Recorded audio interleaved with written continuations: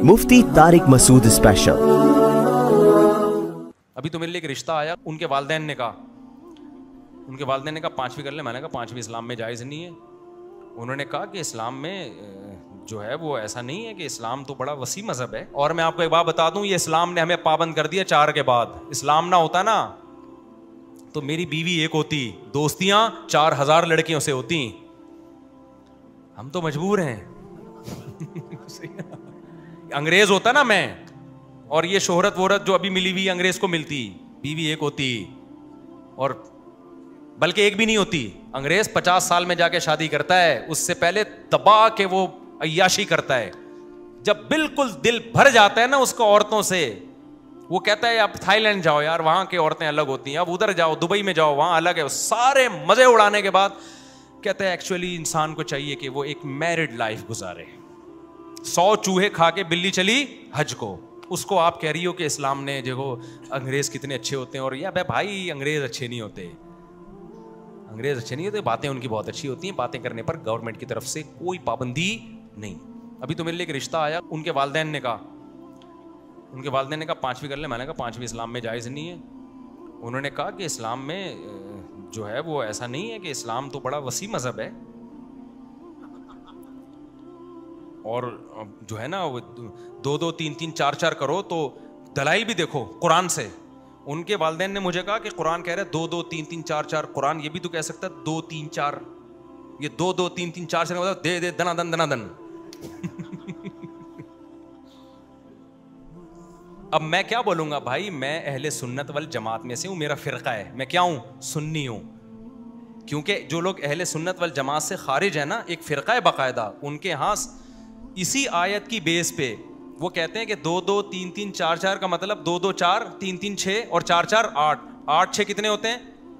14, और 14 और 4 18। ये बाकायदा है। वो कहते हैं 18 शादियां जायज हैं इस्लाम में, और वो करते हैं। तो दलील तो हर एक के पास है भाई, हर एक के पास। तो मेरे पास जवाब क्या भाई, मैं सुन्नी हूं, मैं चारों इमामों को मानता हूं। कुरान और हदीस की वो तशरीह मानूंगा जो किसकी है, चारों इमामों ने की है। तो ये जवाब होगा ना, वरना उस खातून का मैं क्या जवाब दूं उनके वालिदैन को? यही कुरान से जवाब दो। मैं कहूं सहाबा का इजमा, कह रहे हैं सहाबा का इजमा क्या होता है? हम कुरान को मानते हैं। किसको मानते हैं हम? कुरान 2-2 कहां? अच्छा, वो बार बार उनके वालिदैन मुझे कह रहे हैं कुरान में कहां लिखा हुआ है कि 4 से ज्यादा जायज नहीं है? मैंने कहा एक तरफ हम कमेंट्स पढ़ रहे हैं कि 4-4 कर रहे हैं, दूसरी तरफ औरत ही को एतराज हो रहा है, उनकी मां कह रही है औरत ही को एतराज हो रहा है कि 4 से ज्यादा भी जायज हैं, आप गलत कर रहे हो। क्योंकि जिसको जरूरत होगी ना वो 5वीं बनने के लिए तैयार हो जाएगी, जिसको जरूरत नहीं होगी वो कहेगी 2 भी जायज नहीं है। तो यहां फिरका ही मेंशन किया जाएगा। भाई हम सुन्नी हैं, ठीक है ना, हम अबू हनीफा, मालिक, शाफी, अहमद बिन हंबल इनकी तहकीक को फॉलो करते हैं। हमारी नजर में ये बरहक लोग थे, ये अहले सुन्नत वल जमात के इमाम है। इनकी नजर में कितने हैं? 4 हैं, बस, इससे ज्यादा नहीं है। अच्छा, एक में आपकी बात बाद में, मुनक़िद नहीं होता 5वां निकाह, कलदम है वो। मुता जो है ना, मुता शिया हजरात तो उसके भी कायल है ना, दलाइल उनके पास भी हैं, सही मुस्लिम की दलील है। अच्छा, इस पे भी शॉर्ट क्लिप चला देंगे लोग, कहें देखो मुफ्ती साहब मुता के जायज़ होने की दलील दे रहे हो, पूरी बात पे क्लिप चलाया करो। सही मुस्लिम की हदीस है कि जाबिर बिन अब्दुल्ला कह रहे हैं नबी के दौर में मुता करते थे, अबू बकर के दौर में मुता करते थे, उमर ने पाबंदी लगाई है। अब कोई रिश्ता आए मेरे लिए कि जो 5वीं शादी नहीं, चलो मुता कर लो, यानी एक टाइम के साथ निकाह कर लो। और टाइम क्या है? क़यामत तक। जब टाइम तो फिर 10, 20 या 30 साल, अब हमें क्या पता 30 साल हम जिंदा रहेंगे कि नहीं रहेंगे, या 40 साल तक के लिए निकाह कर लो। तो जो मुता के जायज होने के कायल है ना, उसमें फिर उनके यहाँ 4-5 की शर्त नहीं है। वो कहते हैं मुता तो जितना चाहे करो।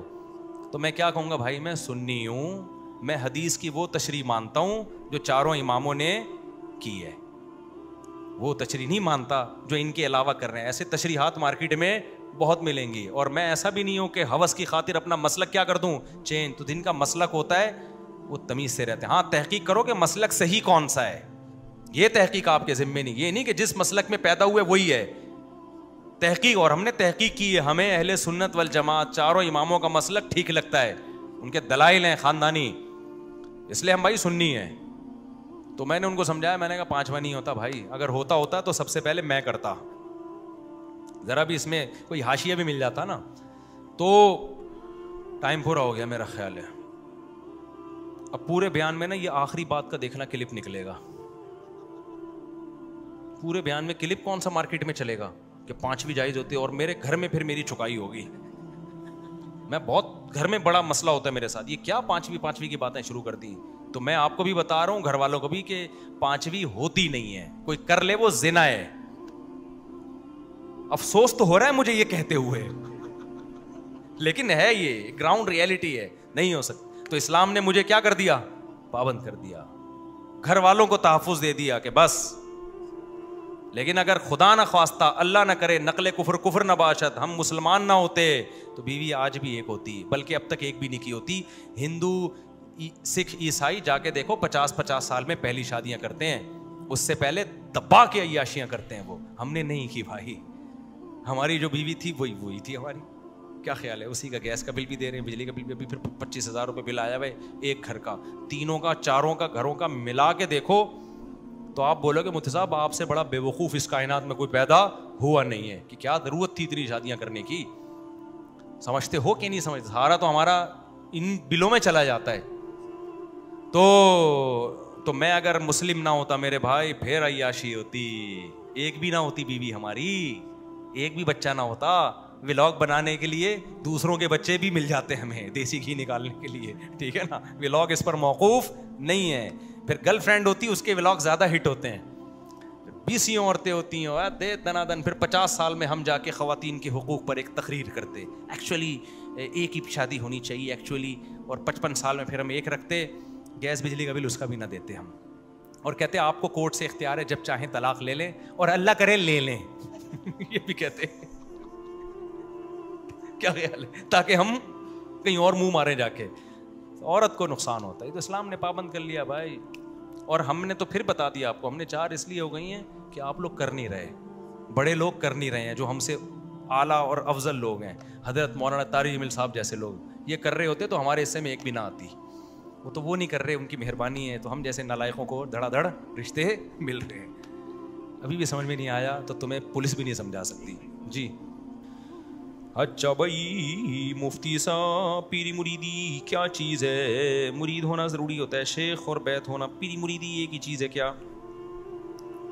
دیکھو اس میں بھی 2 انتہائیں ہیں. ایک طرف پیر و مرشد کا یہ تصور ہے کہ پیر صاحب جو ہوتے ہیں وہ آپ کو قیامت کے دن بخشوا دیں گے, اور پیر صاحب جیسے جاہلوں میں ہے, وہ پھونک لگائیں گے تو آپ کا بیڑا پار ہو جائے گا. دوسری طرف ایک غلو یہ ہے کہ پیر ہے ہی نہیں, بزرگ مارکیٹ سے کیا ہو گئے ہیں, شارٹ, سب 2 نمبر ہیں, بس میں ہی ٹھیک ہوں. یہ 2 کیا ہیں, انتہائیں. کچھ دن پہلے میں نے بیان کیا, اور میں نے بیان میں یہ کہا کہ یہ جو کہتے ہیں نا ہمارا کوئی فرقہ ورقہ نہیں ہے, یہ جھوٹ بولتے ہیں. نبی صلی اللہ علیہ وسلم نے فرمایا, بیان نہیں انٹرویو میں نے یہ الفاظ کہے, وہ انٹرویو شائع بھی ہوا ہے, کہ 73 فرقے ہوں گے, 72 جہنمی, ایک کیا ہے, جنتی. تو وہ ایک جنتی کون سا ہے, اس کی علامت یہ صحابہ تابعین تبع تابعین سے جو تواتر سے چلا ہوا آ رہا ہے. اس پہ کسی نے کمنٹس کیے ہوئے تھے کہ اچھا اس کا مطلب اگر صدیوں سے ایک غلطی چلی آ رہی ہے تو اس کو فالو کرو. آپ صدیوں سے ایک غلط چیز چلی آ رہی ہے تو اس کو کیا کرو, فالو. میرے بھائی اسلام میں صدیوں سے ایک چیز غلط چلی آ نہیں سکتی ہے, اگر آ رہی ہے تو وہ غلط نہیں ہو سکتی ہے. یہی ہم سمجھانا چاہ رہے ہیں. جو ایک فرقہ جنتی ہے وہ صدیوں سے کنٹینیو چلے گا. اگر کسی دور میں امت ساری غلط ہو گئی, پوری امت غلط ہو گئی, تو وہ حدیث غلط ہو جائے گی جس میں نبی نے فرمایا امت غلط نہیں ہو سکتی.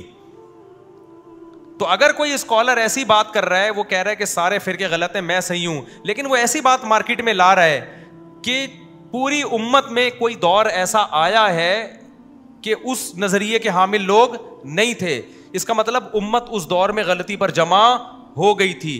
جبکہ امت ایک سیکنڈ کے لیے بھی ساری امت غلط نہیں ہو سکتی. سمجھ میں آ رہی ہے بات؟ مثال سے بات سمجھاتا ہوں. دیکھو میں نے اکثر یہ دعویٰ کیا ہے, خواتین اور مردوں کی نمازوں میں جو فرق ہے نا, لوگ ہم سے کہتے ہیں حدیث میں لاؤ کہ عورت سمٹ کے نماز پڑھے گی. میں کہتا ہوں حدیث نہیں بھی ہو, صدیوں سے امت کے تمام فقہا محدثین یہ فتویٰ دیتے آئے ہیں کہ عورت کیسے نماز پڑھے گی, سمٹ کے. چاروں اماموں کا اختلاف ہے, اور صدیوں تک لوگ چاروں اماموں پہ جمع رہے ہیں. حرم میں جو 4 مصلے تھے نا, 400 سال 4 مصلے رہے ہیں. وجہ اس کی ہے کہ اہل سنت کی وال جماعت کی نمائندگی 4 میں سمجھی جاتی تھی. وہ 4 مصلوں کا ہونا غلط تھا, ہم اس کو غلط مان رہے ہیں کہ وہ صحیح نہیں تھا, تبھی پوری امت اس پہ جمع بھی نہیں تھی. بہت سارے علماء کو اس پہ اعتراض تھا, یہ 4 مصلے نہیں ہونے چاہیے, مصلی ایک ہی ہونا چاہیے. آپ کہہ سکتے ہیں نا 4 مصلے 400 سال پہ تک رہے تو امت غلط بات پہ جمع ہو گئی. تو جمع تو جب ہوگی جب سارے علماء نے اس کو صحیح مان لیا ہو نا. بہت سے علماء اس وقت بھی اعتراض کرتے تھے کہ بھئی یہ 4 مصلے جو ہیں یہ تو ٹھیک ہے کہ فجر کی نماز حنفی پڑھا رہے, ظہر شافی پڑھا لے, لیکن ایک ہی نماز 2 دفعہ ہو یا 3 دفعہ یہ ٹھیک نہیں ہے. لیکن 4 مصلوں کا ہونا اس کی بہرحال علامت تھا کہ اس وقت اہل سنت کے 4 ہی نمائندے تھے, 5واں کوئی نہیں تھا. تو اس میں تو امت جمع ہو گئی نا کہ اہل سنت والجماعت جو برحق فرقہ ہے. برحق فرقہ کون سا ہے؟ سنی, جو اہل سنت والجماعت. اس کی میں نے علامتیں بتائی. حدیث میں آتا ہے کہ برحق فرقہ وہ ہوگا جو مجھے اور صحابہ کو فالو کرے گا. یہ پوری حدیث میں ڈیٹیل سے بیان کر چکا ہوں. تو 4 امام ہی وہ ہیں جو حدیث اور صحابہ کو فالو کرتے ہیں. 2 ہی فرقے بڑے رہے ہیں امت میں, یا تو 4 اماموں کو ماننے والے جن کو سنی کہا جاتا ہے, یا ان کو نہیں ماننے والے جن کو کیا کہا جاتا ہے؟ شیعہ. صدیوں تک تو شیعوں کی نمائندگی حرم میں نہیں ہوئی ہے. حرم میں کس کی نمائندگی ہوئی ہے؟ جس کو فرقہ جنتی فرقہ سمجھا جاتا تھا, سنی, جن کے 4 مکاتب فکر ہیں, حنفی, مالکی, شافعی, حنبلی. تو 4 مصلے تھے کیونکہ چاروں کو برحق سمجھا جاتا تھا. تو میں اکثر سوال ہوتا 5واں کیوں نہیں تھا بھائی؟ 400 سال تھے, 5ویں نے اپلیکیشن کیوں نہیں دی؟ وجہ اس کی کہ 5واں تھا ہی نہیں. ٹھیک ہے نا, 5واں تھا ہی نہیں. امت صدیوں تک یہ سمجھتی آئی ہے کہ جو سنی فرقہ جو جنتی ہے وہ ان 4 میں بند ہے. سمجھتے ہو وہ کس میں بند ہے؟ وہ ان 4 میں ہے. ان میں سے کسی کو بھی فالو کر لو تو وہ ایک ہی فرقہ ہے, کیونکہ ان کا اختلاف فروعی مسائل کا, عقیدوں کا اختلاف نہیں ہے ان میں. تو اب لوگ سوال یہ کرتے ہیں کہ بھائی یہ تو صدیوں سے امت اگر غلط کرتی آ رہی ہو تو ہم اسی غلط کو فالو کریں گے. تو صدیوں سے امت غلط بات پہ جمع ہو نہیں سکتی, یہ ہم سمجھا رہے ہیں. اگر آپ کو لگ رہا ہے کہ جمع ہو گئی تھی تو اس کا مطلب آپ کی سوچ غلط ہے, امت کی سوچ غلط نہیں ہے. یہ آپ کے غلط ہونے کی دلیل ہے. اب میں اس کی ایک مثال دے رہا ہوں. اہل حدیث ہم سے پوچھتے ہیں اور اب پوچھتے ہیں, پہلے تو اہل حدیث بھی یہی فتوے دیتے تھے کہ عورت سمٹ کے نماز پڑھے گی. قدیم اہل حدیث جو ہندوستان کے آپ نکالو سب یہی فتوے دے رہے ہیں کہ عورت کیا کرے گی؟ سمٹ کے نماز پڑھے گی. تو لوگ کہتے ہیں حوالہ کہاں ہے؟ بھائی اہل حدیث چیلنج کرے کہ کوئی حوالہ نہیں ہے. مفتی صاحب جھوٹ بول رہے ہیں, میں پھر حوالہ بھی پیش کر دوں گا. ٹھیک ہے نا, آپ کریں تو صحیح چیلنج, کیونکہ میں کتابیں تھوڑی یہاں لے کے بیٹھتا ہوں. لیکن پرانے اہل حدیثوں کا فتویٰ ملے گا آپ کو کہ عورت کیا کرے گی؟ سمٹ کے. ہاں کوئی پھر اہل حدیث اس کو اہل حدیث ماننے سے انکار کر دے, پھر ہم سوال کریں گے کہ اس کا مطلب پہلے دور میں اہل حدیث نہیں تھے, اب بالکل کب پیدا ہوئے ہیں؟ پھر تو اور بڑا اشکال ہو جائے گا. اور ہندوستان میں تو 150-200 سال سے پرانی اہل حدیثوں کی تاریخ ہے ہی نہیں. اچھا خیر, اب ہم جواب میں کہتے ہیں کہ بھائی عورت سمٹ کے نماز پڑھے گی, اس پر صدیوں تک امت جمع رہی ہے. جتنے بھی فتوے کی کتابیں آپ اٹھا کے دیکھیں, مفتیان کرام پرانے صدیوں تک سب کا, 4 اماموں کا بھی یہی فتویٰ, ان کے شاگردوں کا بھی. تو یہ خود ایک بہت بڑی دلیل ہے. اس کے بعد ہمیں الگ سے دلیل کی ضرورت نہیں ہے. تو فوراً وہ جواب میں کیا کہتے ہیں بعض اہل حدیث حضرات کہ اجماع کیسے؟ ہم تو نہیں مانتے اس کو, ہم تو نہیں مانتے. بھائی اب آپ نہیں مان رہے نا, اب آپ نے اجماع کی مخالفت کر دی. جب ایک دفعہ اجماع ہو گیا اور حدیث نے کہا امت گمراہی پہ جمع نہیں ہو سکتی, تو اس کا مطلب امت نے جو فتویٰ دیا کہ عورت سمٹ کے نماز پڑھے گی وہ پوری امت نے غلط فتویٰ دے دیا. تو امت گمراہی پہ جمع ہو گئی کہ نہیں ہو گئی؟ تو حدیث کی روح سے امت کو غلط قرار دینا پاسبل نہیں ہے, آپ کو غلط قرار دینا پاسبل ہے. اور وہ ہم غلط قرار دیتے ہیں کیونکہ پاسبل ہے. اب کیسے قرار دیتے ہیں؟ وہ ہم ایسے قرار دیتے ہیں کہ میرے بھائی اگر عورت کا سمٹ کے نماز پڑھنے پر کوئی حدیث نہیں ہے تو پھر عورت کے صفا مروہ پہ چلنے پر بھی کوئی حدیث نہیں ہے کہ چلے گی. حدیثوں میں تو ملتا ہے, جیسے حدیث میں ملتا ہے صلو کما رأیتمونی اصلی, جیسے میں نماز پڑھ رہا ہوں ایسے پڑھو, تو ایسے ہی حدیث میں یہ بھی ملتا ہے خذوا عنی مناسککم, جیسے میں نے حج کیا ایسے کرو. تو نبی حج میں چلے ہیں یا دوڑے ہیں؟ صفا مروہ پہ دوڑے ہیں. تو آپ عورتوں کو کیوں چلاتے ہو؟ آپ فتویٰ دو کہ عورتیں دوڑیں گی. قیامت آ جائے گی کوئی حدیث آپ کو نہیں ملے گی. ہم کہتے ہیں جیسے وہ اجماع سے ثابت ہے تو سمٹ کے نماز پڑھنا بھی کیا ہے؟ اجماع سے ثابت. اب اگر کوئی اہل حدیث فتویٰ دے کہ نہیں عورت دوڑے گی چلے گی نہیں, ہم کہ بھائی اجماع سے ثابت ہے کہ چلے گی دوڑے گی نہیں. وہ کہے گا جب میں اس کے خلاف فتویٰ دے رہا ہوں تو اجماع کہاں ہے, میرا اختلاف ہو گیا نا. تو ہم کیا کہیں گے, بھائی جب ایک دفعہ اجماع ہو جاتا ہے اس کے بعد اختلاف کرنے کی کسی کو اجازت نہیں ہوتی. اجماع کا مطلب ہی یہی ہوتا ہے بعد میں اب آپشن ختم ہو گیا اختلاف کرنے کا. تو پرانے اجماع کو دلیل کے طور پہ پیش کیا جائے گا بعد والے مفتی کے لیے جو اختلاف کر رہا ہے اس مسئلے سے. اور میں نے یہ پیش گوئی کی تھی کہ دیکھنا ایسے اسکالرز پیدا ہوں گے جو کہیں گے کہ جیسے عورت مردوں کی طرح نماز پڑھتی ہے, عورت حج عمرے میں دوڑے گی, صفا مروہ میں چلے گی نہیں. اور پھر وہ فتویٰ بھی مارکیٹ میں کیا کرے گا, چلے گا. کیونکہ جیسے حدیث ہمارے پاس عورت کے سمٹنے پہ نماز پڑھنے پہ نہیں ہے, ایسے ہی صفا مروہ پہ چلنے پہ بھی نہیں ہے. تو وہ ہو گیا فتویٰ, وہ آ گیا مارکیٹ میں. ناصر الالبانی نے فتویٰ دیا کہ عورت صفا مروہ میں دوڑے گی چلے گی نہیں, ٹھیک ہے نا. کسی نے البانی سے پوچھا کہ حضرت عائشہ کا قول ہے کہ چلے گی دوڑے گی نہیں. حضرت عائشہ کا قول ہے کہ صفا مروہ پہ عورت کیا کرے گی, چلے گی دوڑے گی نہیں. تو انہوں نے جواب دیا کہ عائشہ کا قول حجت نہیں ہے ہمارے لیے. ہمارے لیے کس کا قول حجت ہے؟ اصولی بات کی انہوں نے, بھائی ہم تو نبی کے قول کو, نبی نے فرمایا حج ایسے کرو جیسے میں نے کیا. انہوں نے مزید دلیل ایک یہ دی ہے کہ حضرت ہاجرہ تو عورت تھیں, وہ صفا مروہ میں دوڑی تھیں, وہ چلی تھوڑی تھیں, تو آپ کیوں چلا رہے ہو, آپ بھی دوڑاؤ عورتوں کو.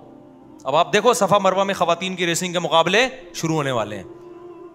تو اہل حدیث جس بیس پہ وہ دلیل دیں گے نا ان کو کہ نہیں نہیں بھائی صدیوں سے ایسے ہی چلا آ رہا ہے, تو ہم بھی کہیں گے صدیوں سے عورت سمٹ کے ہی نماز پڑھتی چلی آ رہی ہے. پھر اگر اہل حدیث پیش کریں گے سعودیہ میں عورتیں جو ہے وہ مردوں کی طرح نماز پڑھتی ہیں اور ہندوستان پاکستان میں عورتیں سمٹ کے نماز پڑھتی ہیں, تو سعودیہ زیادہ اسلام کے قریب ہے یا انڈیا پاکستان؟ تو ہم اس کو جواب میں کہیں گے کہ پرانا سعودیہ اسلام کے زیادہ قریب تھا, یہ والا سعودیہ اسلام کے زیادہ قریب ہے. پرانا سعودیہ اٹھا کے دیکھو تو ساری عورتیں مردوں سمٹ کے نماز پڑھتی تھی, ایک بھی مردوں کی طرح نہیں پڑھتی تھی نماز. یہ تو اب شروع کیا سلفیوں نے وہاں پہ عورتوں کو مردوں کی طرح نماز پڑھانا. آپ سعودیہ کے کسی بوڑھے سے پوچھو, وہ بتا دے گا ہمارے باپ دادا میں جو عورتیں تھیں وہ عورتوں کی طرح پڑھتی تھی سمٹ کے. یہ تو بعد میں فتویٰ آیا ہے. امام شافی کے دور کا سعودیہ جو تھا نا مکہ, اس میں سمٹ کے نماز پڑھتی تھی. امام احمد کے دور کا جو مکہ مدینہ تھا اس میں عورتیں سمٹ کے, تبھی امام احمد کا فتویٰ بھی یہ سمٹ کے نماز پڑھیں گے. اور امام احمد چھوٹے شخص نہیں ہیں, امام بخاری کے استاذ ہیں. سمجھ میں نہیں آ رہی بات؟ تو آپ یہ کہہ سکتے ہو, ہم اہل حدیث کہہ سکتے ہیں کہ جی ہم حضرت عائشہ کے بارے میں جو کہتے ہیں نا, جو ہم کہتے ہیں عورت چلے گی دوڑے گی نہیں, تو حضرت عائشہ کی حدیث ہے ہمارے پاس. حضرت عائشہ نے فرمایا کہ تمہارے لیے ہم میں, عورتوں کے لیے ہم میں ایک نمونہ ہے, اسوہ حسنہ ہے, تو ہم چلتے ہیں تو تم بھی کیا کرو, چلو. تو ہم اہل حدیث کو جواب دیں گے حضرت اسلاف سے اگر آپ نے ثابت کرنا ہے تو اسلاف سے تو خواتین کے سمٹ کے نماز پڑھنا بھی ثابت ہے. وہاں آپ کہتے ہو ہم نبی کی حدیث مانیں گے, صحابی کی یا تابعی کی بات نہیں مانیں گے. اور دوسری بات یہ حضرت عائشہ کا یہ قول صحیح سند سے ثابت بھی نہیں ہے. تبھی البانی نے لکھا ہے کہ یہ صحیح سند, انہوں نے تو لکھا اگر بالفرض صحیح سند سے ثابت بھی ہو جائے تو ہمارے لیے نبی کا قول حجت ہے, عائشہ کا قول حجت نہیں ہے. اب آپ بتاؤ البانی کو آپ کس بات پہ جواب دو گے؟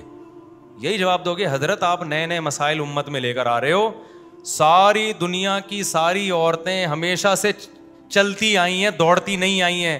اب قرآن و حدیث میں کوئی دلیل نہیں ملے, کسی صحابی کا کوئی قول نہ ملے, یہ ساری امت کی عورتوں کا چلنا خود اس کی علامت ہے کہ یہی برحق ہے, امت گمراہی پہ جمع نہیں ہو سکتی. تو یہ جو چاروں اماموں کا مذہب ہے نا, یہ 2-4 دن نہیں صدیوں چلا ہے. 20 رکعت تراویح پوری امت صدیوں پڑھتی رہی ہے. صدیوں تک امت میں ایک ایسا وقت آیا کہ پوری دنیا میں کسی مسجد میں 8 رکعتیں نہیں ہوئی ہیں, صدیوں تک. اچانک 8 رکعتوں والی حدیث آ گئی,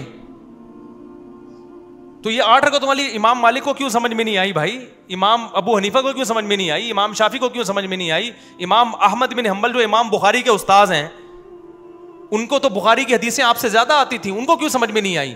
ان سب نے بخاری کی 8 رکعتوں والی حدیث کو تراویح کی نماز پہ فٹ کیا ہی نہیں ہے. وہ آپ فٹ کر رہے ہو, آپ غلطی کر رہے ہو. جو تہجد کی نماز ہے 8 رکعت والی, اس کو آپ زبردستی کس پہ فٹ کر رہے ہو, تراویح فٹ کر رہے ہو, اور پھر گولڈن سند بھی کہہ رہے ہو اس کو.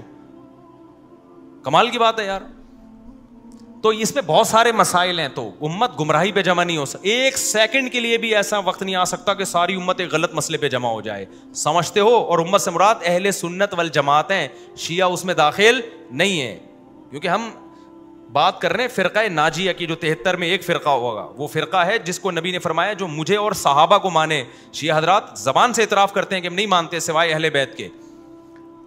اب ان کا جو مذہب ہے وہ جانے, وہ اپنے مسلک پہ. میں تو بار بار کہتا ہوں اپنے مسلک کو چھوڑو نہیں, دوسرے کو چھیڑو نہیں آپ.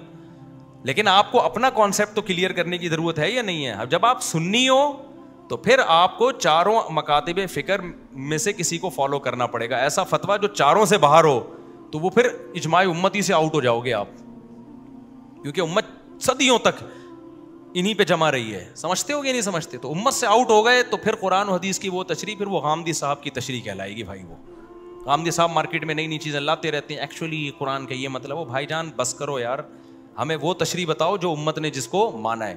غامدی صاحب فوراً جواب میں کہہ دیتے ہیں کہ میں کسی کا وہ نہیں, میں ایکچولی میں تو قرآن و حدیث کو مانوں گا. اچھا پھر وہ ایک آنکھ سے, ایسے جتنے اسکالرز ہیں یہ ایک آنکھ سے ریسرچ کرتے ہیں, دوسری آنکھ بند کر لیتے ہیں. وہ تمام آیات اور احادیث جو ان کے خلاف جا رہی ہوتی ہیں وہ بالکل بند. میں نے بہت دفعہ دیکھا ہے. اور جو ان کے فیور میں جا رہی ہوتی ہے وہاں آنکھ کیا ہوتی ہے؟ کھلی.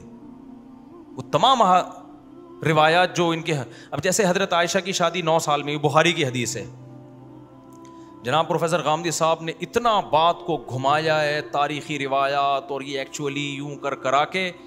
ارے بھائی آپ وہ جتنی باتیں کر رہے ہیں وہ ایک لاجک, آپ کی عقلی لاجک ہے, وہ بخاری کی اس حدیث کا مقابلہ نہیں کر سکتی.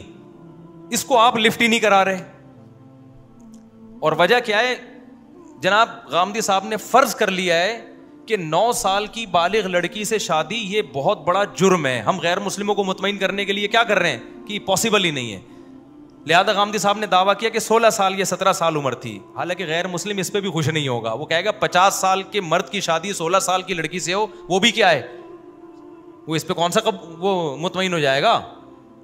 تو بہتر ہے کہ ان کو اعتراض کرنے دیں آپ, ٹھیک ہے نا. اور اس زمانے میں یہ کلچر عام تھا, تبھی عربوں نے, مشرکین مکہ نے نبی کی حضرت زینب سے شادی پر اعتراض کیا کہ منہ بولے بیٹے کی بیوی سے شادی کر رہے ہیں, اور بہت سارے اعتراضات کیے. حضرت عائشہ سے شادی پر انہوں نے بھی کوئی اشکال نہیں کیا, اس لیے کہ وہ کلچر کا حصہ تھا, یہ کلچر میں ہوتا تھا ایسے. سمجھتے ہو کہ نہیں سمجھتے ہو؟ تو آج کل لوگ دلائل جب دیکھتے ہیں نا, ایک آنکھ بند کرتے ہیں, دوسری کیا کر لیتے ہیں, کھول لیتے ہیں, بس اس سے دیکھ رہے ہوتے ہیں, ادھر والے پی رہے ہوتے ہیں. میجورٹی جو اسکالرز یوٹیوب پہ ان کا یہی حال ہے, میجورٹی رفع الیدین کرنے والی حدیثیں آ رہی ہیں, نہ کرنے والی ضعیف ضعیف ضعیف ضعیف. اور دوسری طرف بھی غلو ہوتا ہے, بعض ہمارے والے بھی غالی ہیں. مجھے یاد ہے ایک مناظرہ میں نے یوٹیوب پہ دیکھا, ہمارا مناظر تھا, اس نے اہل حدیث کو دلیل دی اور ایک اچھے بلے ثقہ راوی کو ضعیف قرار دے دیا. میں نے کہا یہ زیادتی کر رہا ہے بھائی, ٹھیک ہے نا. عوام تو خوش ہو جائے گی, عوام کہے گی دیکھو اس ضعیف کے حوالے دے دیے, حالانکہ وہ حوالے تو دیے ہیں لیکن اس کے باوجود وہ راوی محدثین اس کو ضعیف نہیں مانتے. محدثین کہتے ہیں جنہوں نے اس کو ضعیف کہا ہے انہوں نے زیادتی کی ہے. اب یہ اس مناظر کو پتہ ہے لیکن عوام کو نہیں پتا, لہذا وہ ہمارا والا مناظر بیوقوف بنا رہا ہے, تو وہ والے بھی بناتے ہیں بیوقوف, اہل حدیث بھی بناتے ہیں, ہمارے والے بھی بناتے ہیں, اور بہت سے ایسے ہیں جو نہیں بھی بناتے. ایسا نہ کوئی مناظر کہ آپ نے مجھے بیوقوف کہا ہے, بھائی آپ کے علاوہ کی بات کر رہا ہوں میں. تو عوام کو بھائی بہت مشکل ہے, اس لیے جو صحیح علماء ہیں ان پہ اعتماد آپ کو کرنا پڑے گا. ہم یہ نہیں کہہ رہے اندھی تقلید شروع کر دو, کرنی آپ نے تقلید ہی ہے. اندھی تقلید یہ ہوتی ہے کہ جو جس کو منہ اٹھا کے فالو کرنا شروع کر دیا, اور تقلید علی وجہ البصیرہ یہ ہوتی ہے کہ پہلے بندے کے بیان سنو, دیکھو اس میں دلائل کا عنصر کتنا ہے, اس کی باتوں میں تضاد تو نہیں ہے, ٹکراؤ تو نہیں ہے, اس کا خود کیسا عمل ہے, اس کے بعد جا کے اس کو آپ نے فالو کرنا ہے. اس کے علاوہ آپ کے پاس کوئی آپشن نہیں ہے. ورنہ دلائل کی دنیا میں بیوقوف بنانے والے تو وہ بھی ہیں, جو میں نے بھی بتایا. خاتون کہہ رہی ہے میری بیٹی سے شادی کر لو, میں نے کہا کیسے کر لوں, میری تو 4 ہو گئی ہیں. وہ کہہ رہی ہے مثنا و ثلاث و رباع, 2 2 3 3 4 4, 2 2 4 ہو گئے, 3 3 6 ہو گئے, اور 4 4 8 ہو گئے, ٹوٹل ہو گئے 18. تو 18 شادیاں. اور بعض اسکالر ایسے ہیں, ایک فرقہ ہے باقاعدہ جو کہتے ہیں 18 شادیاں بھی جائز ہے. سعودی عرب کے نا کسی کوئی گاؤں دیہات تھا, وہاں سے کچھ لوگ آئے نا, پاکستان آئے, پوری فیملی تھی. تو ان کو پتہ چلا جی مولوی صاحب ہیں, بیان کرتے ہیں, تو وہ ہمارے گھر بھی آ گئے پوری فیملی. وہ پتہ نہیں کون سا فرقہ تھا, کسی گاؤں میں تھا. اچھا میری 3 وائف تھیں اس وقت, تو ان کے گھر کی عورتوں نے پوچھا کہ میرے بارے میں نا, تو گھر والوں نے بتا دیا بھائی 3 ہیں, 2 تھیں میرے اس وقت, میں بھول بھی جاتا ہوں اب کیا کریں, 3 2 تو 2 تھیں. تو انہوں نے کہا تمہارے میاں کتنی شادی کریں گے؟ انہوں نے کہا بھائی 4 سے زیادہ کوئی جات نہیں. تو وہ خاتون اس کو سمجھا رہی تھی کہ بھائی ہمارے گاؤں میں کوئی سعودی عرب کے کسی علاقے میں کوئی فرقہ ہے, ہمارے یہاں تو 16 17 بیویاں رکھتے ہیں لوگ, اور جائز ہے اسلام میں. میں نے کہا لے بھائی. پھر وہ خاتون نے پردہ کیا, میں نے ان سے جا کے پوچھا پردے میں, میں نے کہا یہ کون سا فرقہ ہے؟ انہوں نے کہا نہیں یہ ہے ہمارے یہاں کرتے ہیں لوگ, کوئی گاؤں ہے دور دراز کا علاقہ ہوگا دیہات کا.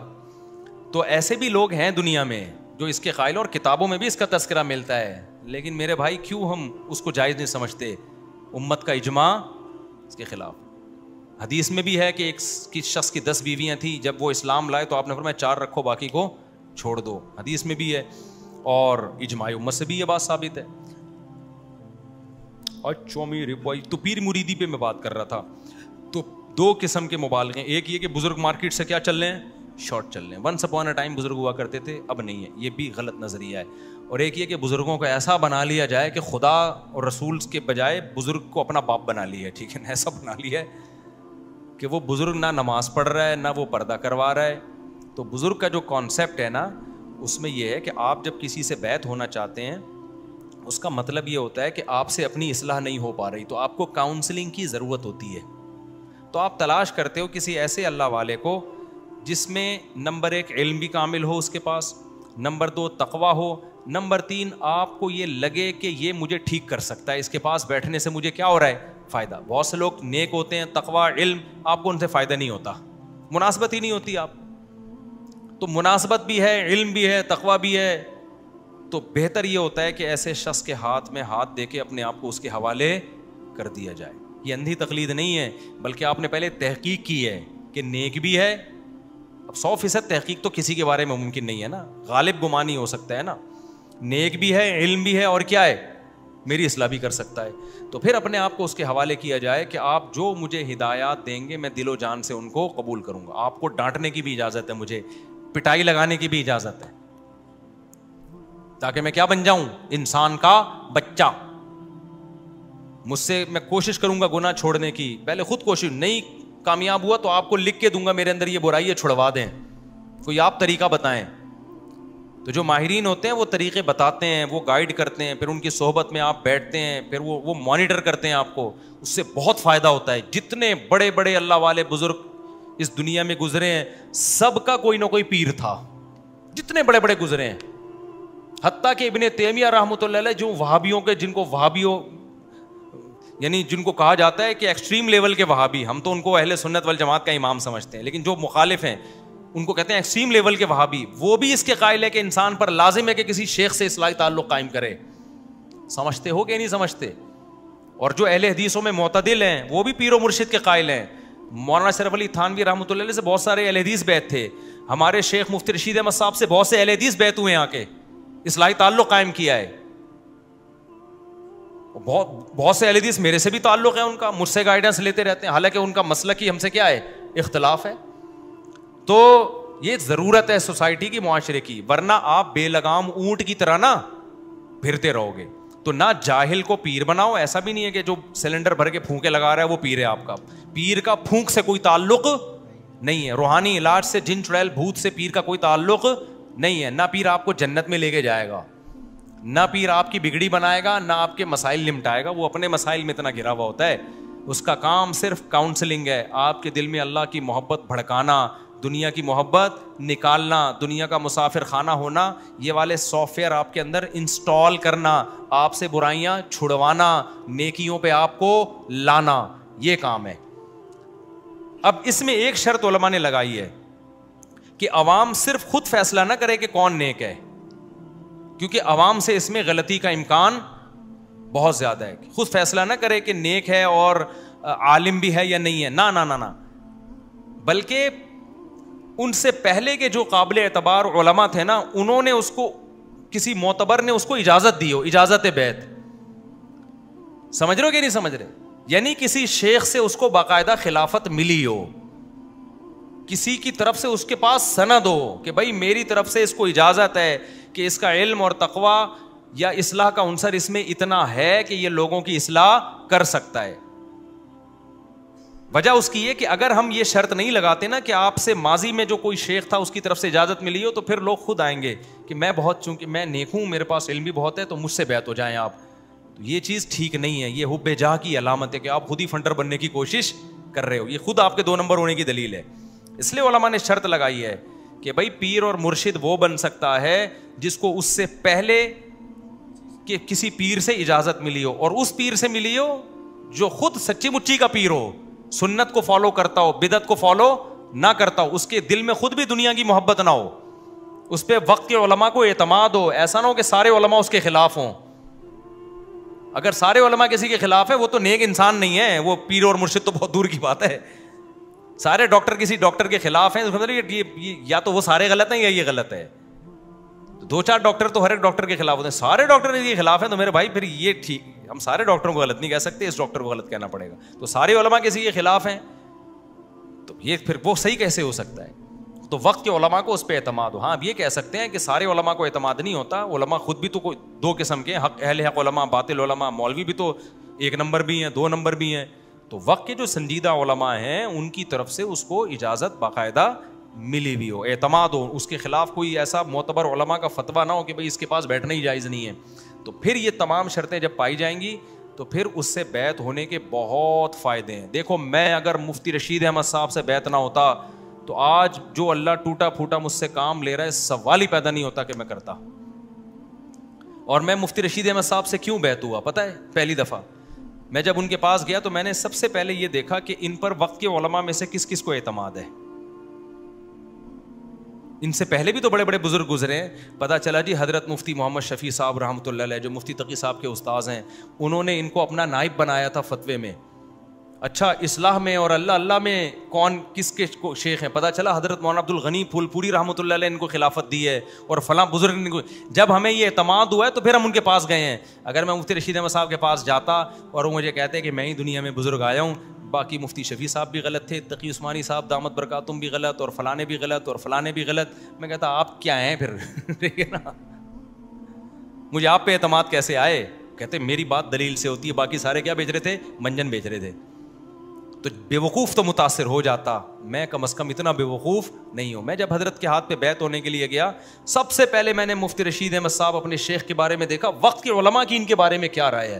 جس عالم کے پاس گیا انہوں نے کہا بھائی ان کے تقوی میں شک نہیں کیا جا سکتا. یہ تو اشکالات ہوئے کہ تقوی میں ذرا ضرورت سے زائد متقی ہیں، یہ اشکالات تو ہوئے. کسی ایک نے بھی یہ نہیں کہا کہ یہ متقی نہیں ہے. علم کی جہاں تک بات آئی تو صرف ان کی کتابیں پڑھ کے ہم نے فیصلہ نہیں کیا کہ عالم ہے. علماء جو ان سے پہلے علماء تھے، یہ دین یتیم تھوڑی ہے کہ آج اسلام آئے، اسلام تو 1400 سال سے چلا آ رہا ہے. ان سے پہلے کون سے بڑے بڑے علماء تھے جنہوں نے ان پہ اعتماد کیا؟ پتہ چلا جی حضرت مفتی تقی صاحب ان کے شاگرد ہیں، 8 سال شاگرد رہے ہیں. اور حضرت مفتی شفیع صاحب رحمۃ اللہ علیہ کی مجلس میں یہ شریک ہوا کرتے تھے، مجلس تحقیق میں. تو وقت کے علماء پھر مجلس تحقیق میں حضرت کو بلایا جاتا ہے، بیٹھتے ہیں. کوئی نیا فرقہ نہیں ہے، جو علماء کا سلسلہ چلا آ رہا ہے اسی کا ایک حصہ ہے. پھر جا کے ہم حضرت کے ہاتھ پہ بیعت ہوئے اور ہمیں الحمدللہ اتنا فائدہ ہوا کہ آپ کی سوچ. اگر میں بیعت نہ ہوتا، میں اللہ کی قسم اٹھا کے کہہ سکتا ہوں، مبالغہ نہیں ہوگا انشاءاللہ، کہ میں ایسا فرقہ نیا بناتا نا کہ آپ یہ جو چھوٹے چھوٹی فرقیاں مارکیٹ میں آ رہی ہیں آپ بھول جاتے. میں جو تخریب کاری کا کام کرتا نا قرآن و سنت کے نام پہ، آپ کی سوچ سے بھی زیادہ، کیونکہ ہمیں بولنا بہت اچھا آتا ہے الحمدللہ، اور حوالے دینے بھی آتے ہیں. پھر میں جو حوالے دے دے کے الو بناتا آپ لوگوں کو، آپ بھول جاتے. لیکن ہمیں بڑوں نے پہلے بتا دیا تھا کہ بے لگام اونٹ نہ بننا، اپنے آپ کو کسی بڑے کے حوالے کرنا. اس کے بعد جب حضرت مفتی رشید احمد صاحب کا انتقال ہوا تو ان کے جو نائب تھے ان کے ہاتھ پہ میں بیعت ہوا، اور اب تک بیعت ہوں. وہ میری غلطیاں مجھے اب تک بتاتے ہیں، آپ نے بیان میں غلط بولا ہے، رجوع کرو اس سے. تو کوئی ہے بڑا غلطیوں پر تنبیہ کرنے والا، اس لیے ٹریک سے ہٹے نہیں. ہم کوئی تنبیہ کرنے والا نہ ہوتا تو آپ دیکھتے ہم کوئی نیا فرقہ لازمی بنا کے پھر ہم یہ بھی غلط وہ بھی غلط. لوگ کہتے ہیں یار بس الفلاحیہ ہی ٹھیک ہے، اور بے وقوف آپ کو ہول سیل کے حساب سے ہر جگہ مل جاتے ہیں. میرا ایک مجمع ہوتا اور میرے سبسکرائبر 4 ملین نہیں ہوتے، 10 ملین ہوتے. کیونکہ نہیں لائے گا نا جب مارکیٹ میں تو چلے گی بہت. میں تو پرانی لا رہا ہوں، میں تو کہہ رہا ہوں ابا کی اطاعت کرو، بہو کو چاہیے ساس کی خدمت کرے. یہ سب پرانے قصے ہیں. اسکالرز وہ چلے گا جو کہے گا بہو کو چاہیے ساس کی خدمت نہ کرے، اس کا کلپ ایک دم دنا دن ملین تک جائے گا. کلپ اس کا چلے گا جو کہے گا بیوی پر لازم نہیں ہے کہ شوہر کی خدمت کرے. میں تو پرانی باتیں کر رہا ہوں, بیوی پر لازم ہے کہ کیا کرے, کیونکہ سارے علماء یہی کہتے آئے ہیں بیوی کو چاہیے کہ شوہر کی کیا کرے بھائی, خدمت کرے. ٹھیک ہے نا, تو ہم نے وہی بات کی جو سارے کر رہے ہیں, چل نہیں رہا وہ کلپ. لیکن اگر میں کہوں کوئی بیوی شیوی پر لازم نہیں ہے, اور جب بیوی تمہاری ماں کی خدمت کرتی ہے تو تم پہ بھی لازم ہے اس کی ماں کی, اس کے گھر جا کے خدمت کیا کرو, آفس مت جایا کرو, تو چلتا مارکیٹ میں. لوگ کہتے ہیں یہ ہے. اور پھر ایک اور بات میں جب کرتا نا تو میں 20 ملین تو کراس کر چکا ہوتا. میں کہتا یہ سارے مولوی کیا ہیں, 2 نمبر غلط. دکانیں چل رہی ہیں قرآن و سنت کے نام پہ, سب دکانیں چل رہی ہیں اور یہ سب غلط. اور نظام کی تبدیلی کی تو کوئی بات ہی نہیں کر رہا, حالانکہ میں بھی صرف بات ہی کر رہا ہوتا, پیکج میرے پاس بھی کوئی نہیں ہوتا. باتیں بڑی بڑی ایک دم ایکسٹریم اوپر کی باتیں نا, آسمانوں کی بات, سائنس کی باتیں, اور بڑے دے دنادن. ہم اس سے زیادہ چل جاتے ہیں کیونکہ ہم تو اردو ہماری مدر لینگویج ہے, ہمیں تو اردو سے عشق ہے بھائی, تو ہم تو ایسی ٹھیک دنادن اردو بولتے ہیں. ابھی تو ہم جب بیان کر رہے ہوتے ہیں بہت سی چیزوں کو دیکھ رہے ہوتے ہیں, ادھر غلطی نہ ہو جائے, ادھر غلطی نہ ہو جائے, مبالغہ نہ ہو جائے, ایسا نہ ابا کے حقوق اتنے بیان ہو جائیں کہ بیٹوں کے حقوق کی مارکیٹ سے کیا ہو جائیں شارٹ, شوہر کے اتنے حقوق نہ ہو جائیں کہ وہ بیویاں پہ ظلم شروع ہو جائے, اور بیوی کے اتنے نہ ہو جائیں کہ شوہر پہ. تو بیلنس لے کے یہ بڑا مشکل کام ہوتا ہے میرے بھائی. تو چینل اس کا چلتا ہے جو 1 نمبر کا کیا ہو, پھینکو, بغیر پھینکے 4 ملین تک چلا جانا نا, یہ آپ کو بتاؤں بہت مشکل کام ہے, یہ بہت مشکل کام ہے. سمجھتے نہیں ہے نا بات کو, جب نہیں پڑے گا رات کو تو کیسے سمجھے گا بات کو.